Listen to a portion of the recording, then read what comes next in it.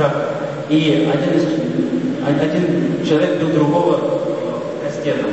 Тот второй подумал, что и я тоже собираюсь его бить, и побежал к своей машине, выхватил пистолет и стрелял в меня.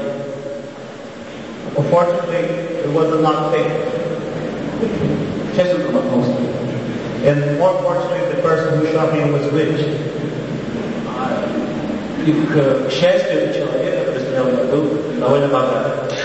So, for me not to press charges, he gave me money that I bought a ticket to go to New York in 1983. And that's the main reason I'm speaking to you today.